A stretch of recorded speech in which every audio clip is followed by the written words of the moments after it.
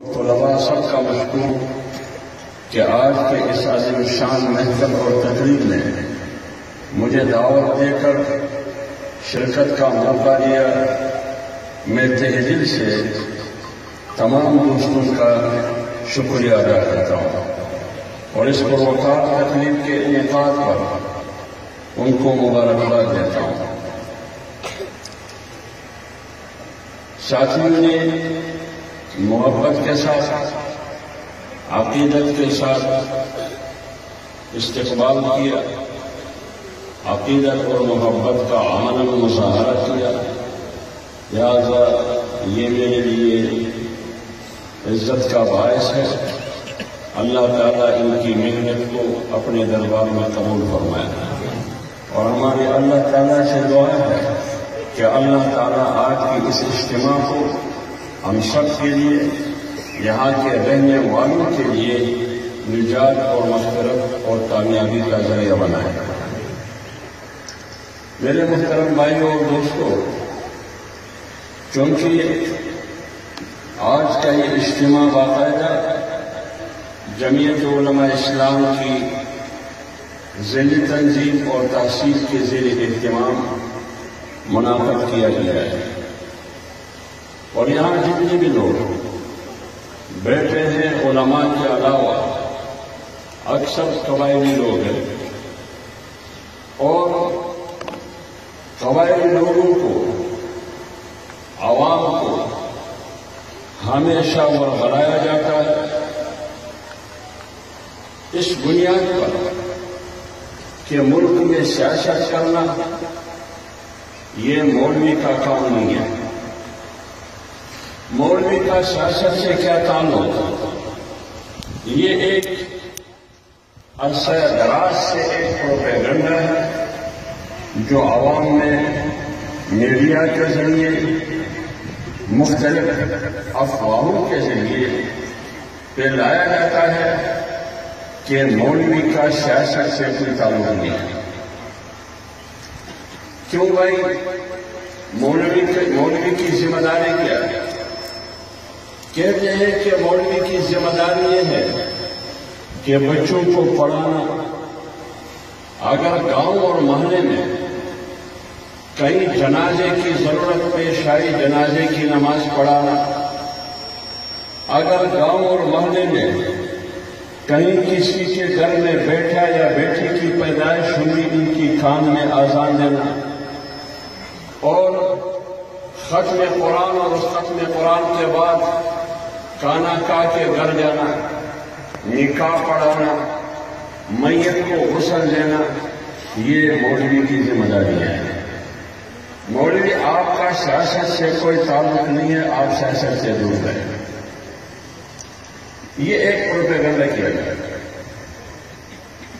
لیکن جب یہ پروپیگنڈا کام نہیں آیا، پھر یہ پروپیگنڈا شروع ہوا آج کے زمانے میں کہ مولوی سے دور رہنا، کیونکہ مولوی انتہا پسند ہے، مولوی شدت پسند ہے، اور پھر انتہا پسندی اور شدت پسندی کا نتیجہ دہشت گردی، قتل، غارت گری اور فساد ہوا کرتا ہے۔ لہذا مدرسے سے دور رہنا، مولوی سے دور رہنا، مولوی کی سیاست سے دور رہنا، مولوی کی جمگٹی سے دور رہنا، بس اتنا یہ کافی ہے۔ جو چند چیزیں ہیں جو میں نے بتائی، یہاں تک مولوی کو اپنے حدود میں رکھے، آگے مولوی کو رہبر اور رہنما بنا کے سیاسی قیادت کے طور پر یہ نہیں ہونا چاہیے۔ لیکن اگر آپ اسلامی تاریخ پر نظر ڈالیں، انبیاء کرام کی تاریخ پر نظر ڈالیں، میں جو کچھ کہہ رہا ہوں میں علماء کو نہیں کہہ رہا ہوں، میں عام لوگوں کو مخاطب کر کے بات کرتا ہوں، عام لوگوں کی زبان سے بات کرتا ہوں تاکہ سمجھ آ جائے لوگوں کو، کسی فلسفے اور منطق کی بات بھی نہیں کرتا۔ جناب رسول اللہ صلی اللہ علیہ وسلم کی زمانے کو سامنے رکھے، اس سے ماضی میں جا کے موسیٰ علیہ السلام کی تاریخ کو بھی سامنے رکھے اور آج کے زمانے کی سیاست کو بھی سامنے رکھے، پھر فیصلہ آپ پہ چھوڑتا ہوں کہ سیاست کرنا مولوی کا حق ہے یا سیاست کرنا عمران خان کا حق ہے، پھر فیصلہ آپ نے کرنا ہے۔ سیاست کرنا، قوم کی قیادت کرنا یہ مولوی کا حق ہے یا زرداری کا حق ہے، یہ فیصلہ پھر آپ نے کرنا ہے۔ سیاست کرنا مولوی کا حق ہے، قوم کی قیادت کرنا علماء کا حق ہے یا میاں نواز شریف کا حق ہے، یہ فیصلہ پھر آپ نے کرنا ہے۔ جناب رسول اللہ صلی اللہ علیہ وسلم نبوت سے پہلے ذرا غور سے سنیے، اور میں بات کبھی کبھار سوال بھی کرتا ہوں۔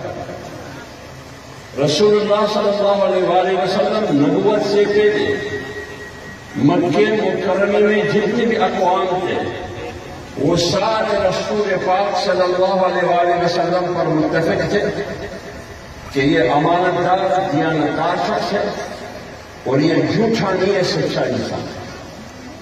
یہ دو امتیازی صفات تھے رسول پاک صلی اللہ علیہ وسلم کی کہ یہ دیانتدار اور امانت دار ہے، خائن نہیں ہے۔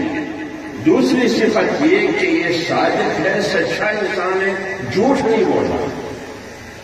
کیا آپ لوگوں نے علماء سے یہ سنا ہے یا نہیں سنا ہے؟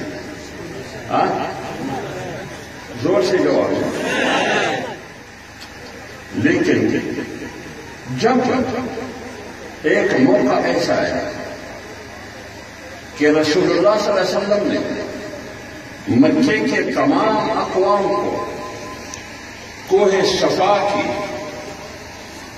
دامن میں اکٹھے کر کے ایک اجتماع کی صورت میں، ایک جلسے کی شکل میں، اور ان کو مخاطب کر کے کہا کہ میں ایک اعلان کرنے والا ہوں۔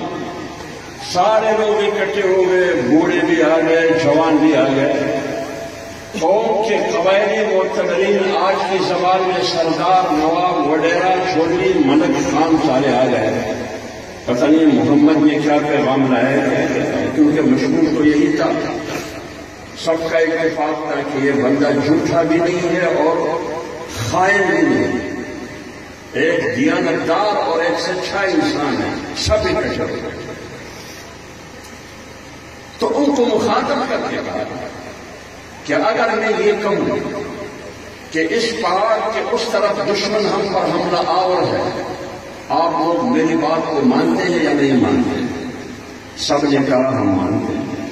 آج تک ہم نے آپ نے جھوٹ بولنا نہیں دیکھا اور خیانت کرتے ہوئے آپ کو نہیں دیکھا، کیسے نہیں مانتے؟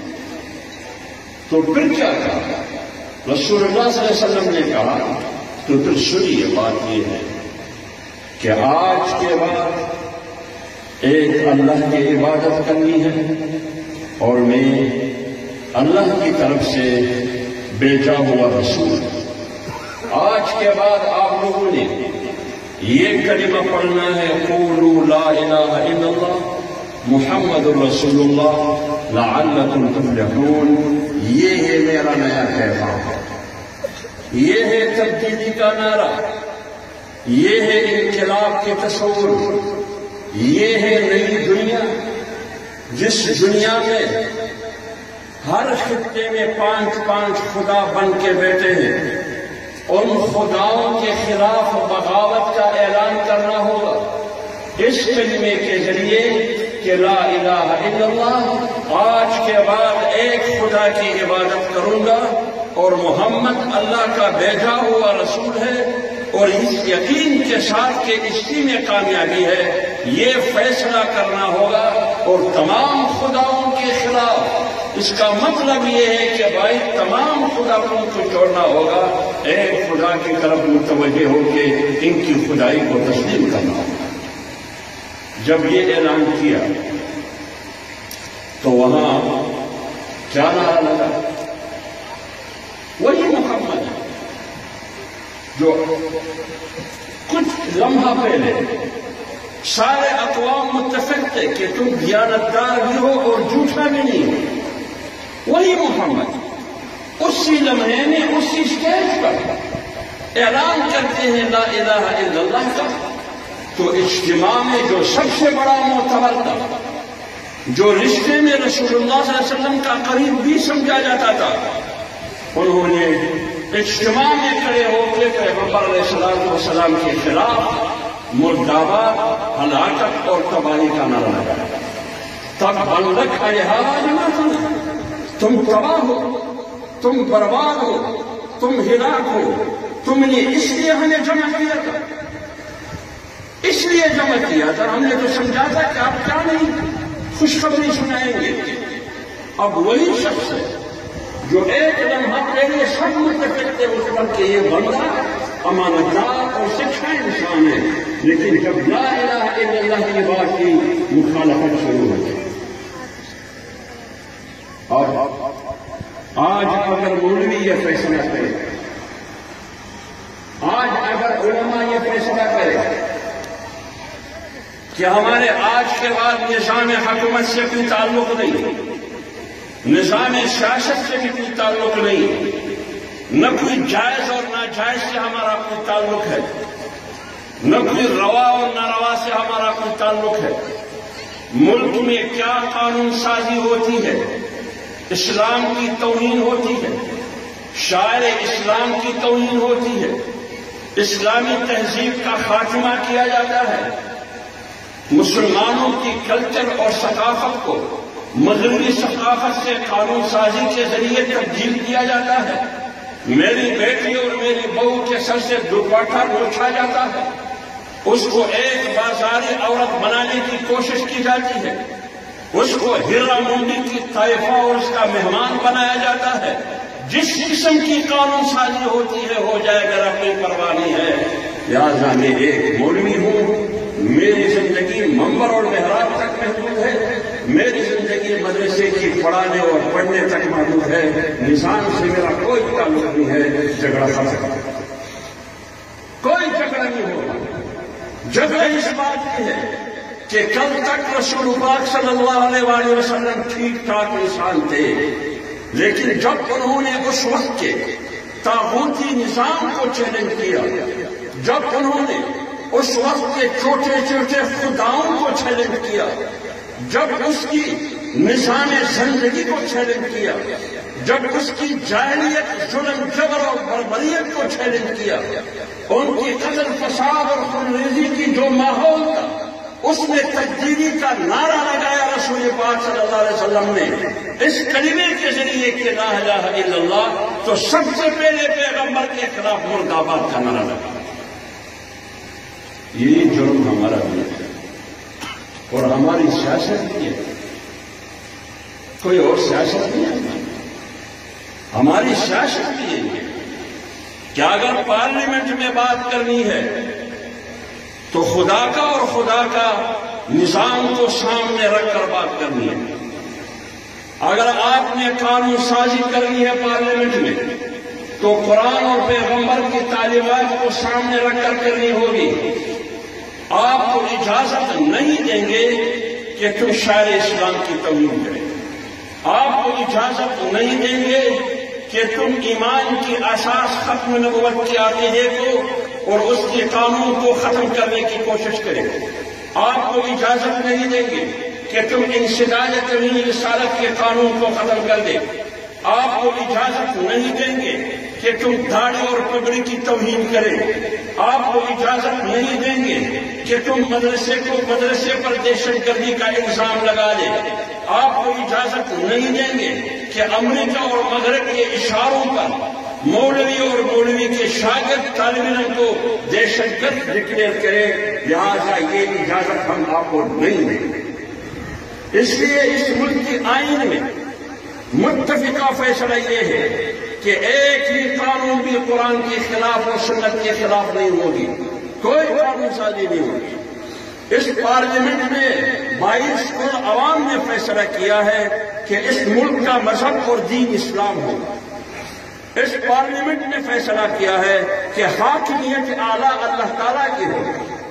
اس پارلیمنٹ نے فیصلہ کیا ہے کہ اس ملک میں اگر تہذیب ہے تو وہ اسلامی تہذیب ہوگی، اسلامی تہذیب، اسلامی ثقافت اور کلچر ہوگی۔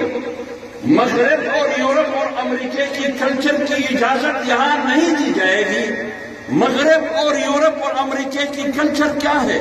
اس کی کلچر یہ ہے کہ لڑکے کی لڑکی کے ساتھ شادی کرنا جائز ہے، لڑکی کی لڑکی کے ساتھ شادی کرنا جائز ہے، صرف یہ باقی ہے کہ لڑکی کی کتے کے ساتھ شادی جائز ہے یا نہیں جائز، یہ فیصلہ نہیں ہوا ہے، باقی سارے فیصلے ہو چکے ہیں۔ نہ کوئی انسانیت کا کوئی قانون ہے وہاں، نہ کسی شریعت کا کوئی قانون ہے وہاں، لہذا وہ یہ چاہتے ہیں کہ پاکستان کی پارلیمنٹ میں اس فیصلے کا اختیار ہونا چاہیے جو اختیار مغرب کے پارلیمنٹ میں ہے۔ ایک معاشرت آزاد معاشرے کی تشکیل جس میں ایک لڑکی کو یہ اجازت ہو کہ وہ کسی نوجوان سے یاری اور دوستی کرے، یہ اجازت، ایک لڑکے کو یہ اجازت ہو کہ وہ کسی نوجوان لڑکی سے یاری اور دوستی کرے، لہذا وہ لڑکی ایک دوست بیک وقت رکھ سکتی ہے اور دو بھی رکھ سکتی ہے، اس کے ساتھ تنہائی میں رہ سکتی ہے، سال کے لیے بھی اور 6 مہینے کے لیے بھی، جس کو انگریز کی اصطلاح میں بوائے فرینڈ کہا جاتا ہے۔ لہذا وہ معاشرہ تشکیل دینا چاہتے ہیں جس میں گرل فرینڈ اور بوائے فرینڈ کا معاشرہ ہو، لہذا اسلام اس کی اجازت نہیں دے سکتا۔ اس لیے ہم کہتے ہیں کہ یہ سیاست ہم کریں گے جس میں مغرب کا تصور نہ ہو۔ شاہین ختم نبوت زندہ ہے، جمعیت زندہ ہے، جمعیت مفتی کی جمعیت حافظ حمداللہ صاحب۔ اور یہ تمام جتنی باتیں ہم نے کی کہ یہ نہیں ہونا چاہیے، قرآن میں 2 قسم کی چیزیں ہیں، ایک وہ چیزیں ہیں جو اللہ تعالیٰ ہمیں حکم دیتا ہے کرنے کی، ایک وہ چیزیں جو اللہ تعالیٰ ہمیں منع کرتا ہے کہ نہیں کرنا چاہیے، امر بالمعروف نہی عن المنکر، وہ تو یہی چیزیں جو پسندیدہ ہے ان کو کرنا چاہیے، جو ناپسندیدہ ہے اس کو نہیں کرنا چاہیے۔ اور قرآن اور پیغمبر علیہ السلام کی سنت کو آئین پاکستان نے گارنٹی دی ہے کہ اس کے بغیر کوئی قانون سازی نہیں ہوتی۔ اب جب رسول اللہ صلی اللہ علیہ وسلم نے بات کی، اس کے بعد پھر پیغمبر نے کیا بولا؟ طائف کے گلیوں میں پتھر پڑے، سر کے خود ان کے پاؤں میں پڑے، کیوں؟ جرم کیا تھا؟ لا الہ الا اللہ۔ ان کی گلے میں نماز پڑھتے ہوئے پردہ ڈال کے گھسیٹنے کی کوشش کی گئی، کیوں؟ جرم کیا تھا؟ لا الہ الا اللہ۔ ان کے خلاف قتل کے منصوبے بنے، جرم کیا تھا؟ لا الہ الا اللہ۔ ان کو گندگی کے ذریعے ان کی تذلیل کی گئی، جرم کیا تھا؟ لا الہ الا اللہ۔ ان کو مکے سے ہجرت کرنے پہ مجبور کیا، جرم کیا تھا؟ لا الہ الا اللہ۔ اور کوئی جرم تھا؟ اس کے بعد کیا ہوا؟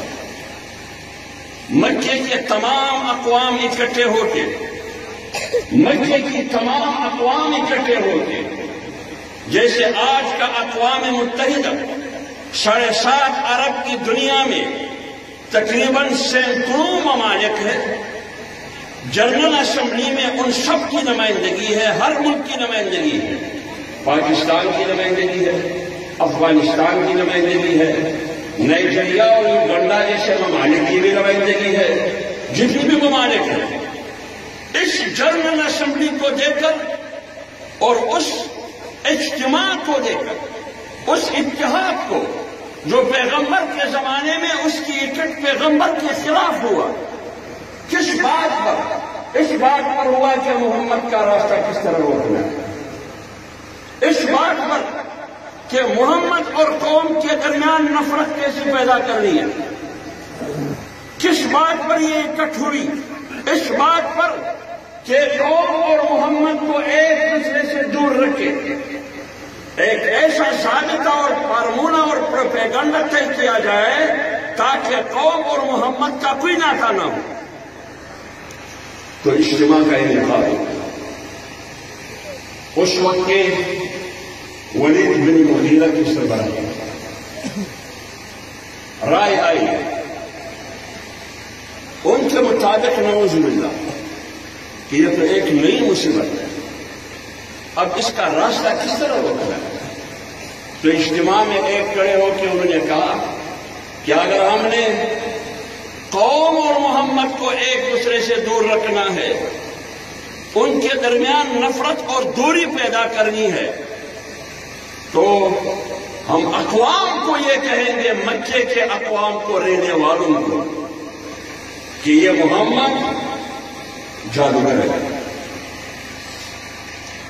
لیکن اس رائے سے جو تجربہ کار اور عمر رسیدہ ولید بن مغیرہ تھے انہوں نے اتفاق نہیں کیا. اس لیے نہیں کیا کہ جادوگر ناپاک اور منحوس ہوتا ہے، اور ہم سب کو پتہ ہے کہ کل تک ہم پیغمبر کے بارے میں کیا کہتے ہیں. لوگ ماننے کے لیے تیار نہیں ہیں. کوئی ایسا پروپیگنڈا طے کر لے تاکہ لوگ ماننے کے لیے تیار ہوں. تو ایک دوسرا کھڑے ہو کے انہوں نے کہا کہ ہم لوگوں کو کہیں گے کہ یہ جھوٹا ہے. ان ھذا لساحر کذاب، یہ جھوٹا ہے. ہم لوگوں کو کہیں گے کہ یہ جھوٹ بول رہا ہے، یہ نبی نہیں ہے. پھر ولید نے کہا کہ نہیں، لوگ نہیں مانیں گے. کل تک تو ہم خود کہتے تھے کہ یہ سچا انسان ہے، آج کیسے ہم لوگوں سے منوائیں گے کہ یہ جھوٹا ہے؟ اس پر بھی اتفاق نہیں ہوا. تو سب نے پھر ولید کو کہا کہ آپ کا تجربہ بھی زیادہ ہے، آپ عمر میں بھی بڑے، پھر آپ رائے دیں کیا ہونا چاہیے، اس پر غور کریں.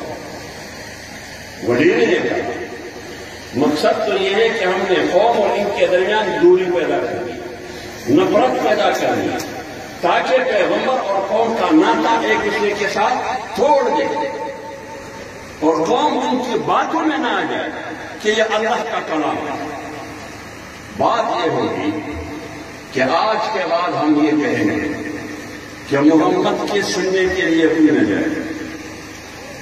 جہاں بھی وہ آئیے ان کی باتوں میں، ان کی محفل میں شریک نہیں ہونا، ان کی مجلس میں شریک نہیں ہونا، ان کی باتوں کو نہیں ماننا. کیوں؟ سوال کریں گے لوگ کیوں؟ تو آپ جواب میں یہ کہیں اگر ان کے محفل میں شریک ہوں گے، ان کی باتیں سنیں گے، تو معمولی سا نقصان یہ ہوگا، باپ بیٹا کا نہیں رہے گا، بیٹا باپ کا نہیں رہے گا، ہمسایہ ہمسایہ کا نہیں رہے گا. کیا مطلب اس کا؟ اس کا مطلب یہ ہے کہ لڑائی ہوگی، جھگڑا ہوگا، فساد ہوگا، ایک دوسرے سے جنگ اور جدل اور خونریزی ہوگی. ایک بھائی کلمہ پڑھے گا، دوسرا نہیں پڑھے گا، تو گھر میں لڑائی ہے. باپ کلمہ پڑھنے کے لیے تیار ہے، بیٹا تیار نہیں ہے. ابو بکر صدیق رضی اللہ تعالیٰ عنہ کلمہ پڑھنے کے لیے تیار ہے، بیٹا عبد الرحمن ہے، وہ کلمہ پڑھنے کے لیے تیار نہیں ہے. حضرت عمر فاروق رضی اللہ تعالیٰ عنہ پیغمبر کے قتل کے رکنے کے لیے نکلے، لیکن گھر میں اس کی بہن قرآن پڑھ رہا ہے، وہ کلمہ پڑھ رہا ہے. تو یہ لوگ بتائے گی. تو اس کا معنی یہ ہے کہ نعوذ باللہ محمد اس مقصد کے لیے نہیں ہے کہ قوم میں وحدت پیدا کرے، قوم میں اتفاق پیدا کرے، قوم میں امن پیدا کرے. محمد کی ایجنڈے کا مقصد یہ ہے کہ قوم منتشر ہو، قوم میں وحدت نہ ہو، قوم میں انتشار ہو، قوم میں فساد ہو. کیوں؟ جب ایک کلمہ پڑھے گا دوسرا نہیں پڑھے گا تو لڑائی ہوگی، محلے میں لڑائی ہوگی، گھر میں لڑائی ہوگی، گاؤں میں لڑائی ہوگی، گاؤں کے ساتھ لڑائی ہوگی، پھر اقوام کی لڑائی ہوگی. کیا آپ لوگ یہ انتشار چاہتے ہیں؟ نہیں. کیا آپ لوگ بے اتفاقی اور نفاق چاہتے ہیں؟ نہیں. آپ لوگ قتل اور غارت گری اور فساد چاہتے ہیں؟ نہیں. تو نہیں چاہتے ہیں تو محمد سے دور. اب آپ بتائیے دنیا کے تمام ممالک نے ایک بات پر اتفاق کیا کہ اگر امن چاہتے ہو تو اسلام سے دور رہو، اگر امن چاہتے ہو تو مولوی سے دور رہو، اگر امن چاہتے ہو تو مدرسے سے دور رہو، اگر امن چاہتے ہو تو دین سے دور رہو۔ کیوں؟ اسلام کی انتہا پسندی کا مطلب ہے۔ نعرہ تکبیر! اللہ اکبر! نعرہ تکبیر! اللہ اکبر! کیوں اسلام شدت پسندی کا مذہب ہے؟ کیوں اسلام دہشت گردی کا مذہب ہے؟ اور یہی بات مکے کے اقوام کرتے تھے یا نہیں کرتے تھے؟ کرتے تھے وہ، اور یہی بات مدرسے کے بارے میں بھی کہا جاتا ہے، یہی بات مولوی کے بارے میں بھی کی جاتی ہے، یہی بات مدرسے کے طالب علم کے بارے میں بھی کی جاتی ہے، یہی بات ان مسلمانوں کے بارے میں بھی کی جاتی ہے جو 5 اور 100 روپے کے ذریعے مدرسے کی مالی مدد کرتے ہیں کہ یہ دہشت گردوں کی سہولت کار ہے، اس کے بارے میں بھی کہا جاتا ہے۔ کوئی فرق ہوا آج کے زمانے میں اور کل کے زمانے میں؟ فرق ہے؟ نہیں ہے۔ اس زمانے میں بھی پوری اقوام پیغمبر کے خلاف ایک سٹیج پر تھے۔ اس زمانے میں جرم کیا تھا؟ لا الہ الا اللہ۔ آج بھی جنرل اسمبلی اور اقوام متحدہ کی صورت میں پوری اقوام ایک پیج پر ہے، ایک ہی جھنڈے پر متفق ہو کے کیا اگر دنیا میں امن چاہتے ہو تو مدرسے اور مولوی کو ختم کر دو، اگر دنیا میں فساد ختم کرنا چاہتے ہو تو اسلامی انتہا پسندی کو ختم کرنا ہوگا، اگر دنیا میں امن چاہتے ہو، خونریزی نہیں چاہتے تو دہشت گردی کو ختم کرنا ہوگا۔ دہشت گردی کہاں ہے؟ دہشت گردی اسلام میں ہے۔ دہشت گردی کہاں ہے؟ دہشت گردی مسلمانوں میں ہے۔ دہشت گردی کہاں ہے؟ دہشت گردی مولویوں میں ہے۔ دہشت گردی کہاں سے پنپ رہی ہے؟ مدرسے سے پنپ رہی ہے، لہذا اس کا راستہ روکنا ہوگا۔ یہ آج کی لڑائی ہے۔ اور ایک بات میں کروں، اس لڑائی میں 1400 سال پہلے جس طرح رسول اللہ صلی اللہ علیہ وسلم تازہ دم تھے، اسی طرح اس اسٹیج پر یہ مولوی اسی طریقے سے تازہ دم ہے۔ نعرہ تکبیر! زندہ ہے جمعیت! مفتی کی جمعیت! شاہین ختم نبوت! آپ کے گولیاں ختم ہو جائیں گی، آپ کی بمبار طیارے اور جہاز ختم ہو جائیں گے، آپ کی ٹینک اور ٹینک کی گولیاں ختم ہو جائیں گی، لیکن وہ قوم جو اسلام پر مر مٹنا چاہتی ہے وہ قوم ختم نہیں ہوگی، اور مولوی بھی ختم نہیں ہوگا، مدرسہ بھی ختم نہیں ہوگا۔ یہ وہ مولوی اور وہ مدرسہ ہے جو مدرسے کی نسبت مسجد نبوی سے ملتا ہے۔ جب تک مسجد نبوی ہے مدرسہ رہے گا۔ یہ وہ مولوی ہے جس کی نسبت رسول اللہ سے ملتا ہے۔ جب دنیا میں رسول اللہ کا نام زندہ ہے تو مولوی بھی زندہ رہے گا۔ یہ وہ مولوی ہے جس کا پیغام اسلام ہے۔ جب تک دنیا میں اسلام رہے گا مولوی بھی رہے گا، اور جب تک دنیا میں مولوی رہے گا دنیا رہے گی۔ جب مولوی ختم ہو جائے گا دنیا بھی ختم ہو جائے گا۔ کیوں؟ مولوی کے بغیر اسلام ہے، مدرسے کے بغیر اسلام ہے۔ کہتے ہیں قیامت کی علامت یہ ہے کہ دین اور اسلام اور علم اور قرآن کو اٹھا دیا جائے گا۔ وہ کیسے اٹھائے گا؟ مولوی ختم ہو، لیکن مولوی ختم نہیں ہوگا۔ کیوں؟ اللہ نے وعدہ کیا ہے اِنَّا نَحْنُ نَزَّلْنَا الذِّكْرَ وَإِنَّا لَهُ لَحَافِظُونَ۔ وہ کہتے ہیں کہ دین ہمارا ہے، اللہ فرما رہا ہے دین ہمارا ہے، یہ ذکر، یہ دین، یہ قرآن میرا ہے، اور اس کا محافظ اور چوکیدار میں ہوں، اور اس کے لیے جانثاروں کا لشکر میں نے پیدا کرنی ہے جس کے ذریعے میں اسلام اور دین کی تحفظ کروں گا۔ یہ ہے لڑائی۔ پیغمبر کے خلاف بھی یہ قوتیں ایک تھی، آج بھی پوری دنیا کی قوتیں آپ کے خلاف ایک ہے، لیکن ہم نے فیصلہ کرنا ہوگا کہ ہم نہ خوف میں آئیں گے نہ لالچ میں آئیں گے۔ کیوں؟ ہم جناب رسول اللہ صلی اللہ علیہ وسلم کی امتی اور وارث ہیں۔ پیغمبر علیہ السلام کے اقربا اور بڑوں کے پاس مکے کے کفار نہیں آئے، مشرکین بڑے بڑے معتبرین نہیں آئے، اور کہا گیا کہ بھتیجے کو روکو، کہا گیا کہ بھتیجے کو روکو، کیا چاہتے ہیں آپ کا یہ نوجوان بھتیجا؟ ان کی چاہت کیا؟ زر ہے یا زن ہے؟ کون سی چیز چاہتے ہیں؟ جو بھی چاہتے ہیں ہم تیار ہیں دینے کے لیے، لیکن یہ لا الہ الا اللہ چھوڑ دینا چاہیے۔ لیکن انہیں اگر نہیں چھوڑنا چاہتے، سن لے، اگر آپ کا بگیچہ یہ رویہ اور یہ روش نہیں چھوڑنا چاہتے، پھر نتائج کے لیے تیار ہو، پھر گھلا نہیں کرنا، شکوہ نہیں کرنا۔ اپنے بڑوں نے رسول اللہ صلی اللہ علیہ وسلم کو مکے کے معتبرین کا پیغام دے دیا کہ آج میرے پاس مکے کے اقوام کے تمام معتبرین آئے، انہوں نے یہ کہا بیٹے آپ کی کیا رائے ہے؟ تو انہوں نے کہا کہ ایک ہاتھ پر چاند ہو، دوسری ہاتھ پر سورج ہو، اور دونوں مجھے دینے کے لیے تیار ہو، بات یہی ہوگی کہ قولوا لا الہ الا اللہ، کوئی اور بات نہیں چاہیے۔ کیوں؟ جب ایک بار ہم نے اللہ تعالیٰ سے بندگی اور غلامی کا اعتراف کیا، پھر کسی اور خدا کا کوئی تصور نہیں ہے، کوئی تصور نہیں ہے۔ پھر لا الہ کا معنی یہ ہے کہ ایک خدا کی غلامی کرنی ہے، باقی تمام خداؤں کے خلاف بغاوت کا اعلان کرتے ہیں۔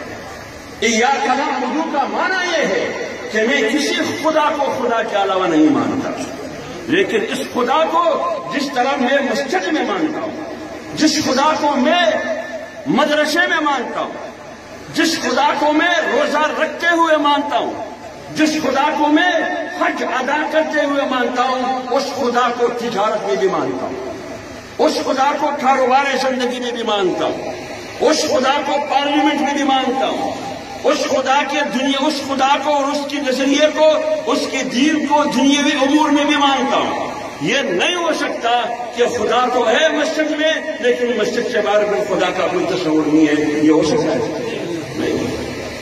پھر تو اس کا مطلب یہ ہے کہ خدا مسجد میں ہے، لیکن مسجد سے باہر خدا کا کوئی تصور نہیں ہے، پھر تو خدا ایک نہیں ہوا، پھر تو خدا کتنے ہوئے؟ پھر تو دو خدا ہوا، ایک وہ خدا جو مسجد میں ہے، ایک وہ خدا جو پارلیمنٹ میں ہے۔ یہ فرق ہے میرا اور عمران خان کا۔